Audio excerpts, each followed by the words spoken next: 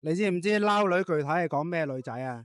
我知啊，就講嗰啲大陸妹咧，過嚟香港咧，呃飲呃食啊，跟住要啲仔養佢啊嗰啲咯。你覺得啲男仔喺啲社交平台識女仔咧，有冇遇過啲 friend 係即刻問佢攞禮物啊，或者要啲名牌袋啊咁樣嗰啲咧？哇！我之前識有個女仔咧，識嗰啲仔識咗冇耐咧，跟住就佢識嗰個有錢仔啦，即係知道佢係屋企係做餐飲嘅，跟住又有好多鋪頭啊咁樣，跟住佢即刻就走去問人哋可唔可以請佢免費食嘢咯。你覺得點解啲女仔會咁直接問人攞禮物嘅？我諗應該佢哋貪心啩，同埋唔捨得自己付出咯。覺得即係覺得女人就應該要 lady first 啊，同埋覺得啲仔紳士就要請女人食飯啊，跟住又買嘢俾佢啊咁樣咯。如果咧你有個男仔 friend 同啲撈女拍拖咧，完全沉晒船咁，你會點勸佢咧？我啊，我會直接屌鳩佢咯，跟住唔撚理佢咯，跟住又由得你啊，反正都冇啊，你都沉咗啦，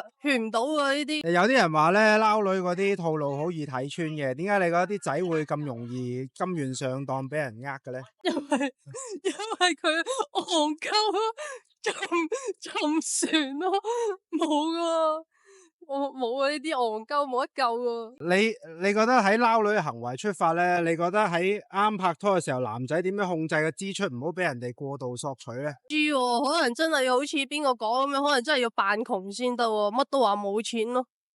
咁但係你咁有機會溝唔到條女嘅喎，睇下個女仔肯唔肯陪你捱咯。咁溝唔到嘅咯喎，但係你又中意佢喎，點算啊咁啊，付出少少咯，但係你唔好付出咁多咯。？OK 請食飯咯，但唔好買嘢咯。OK。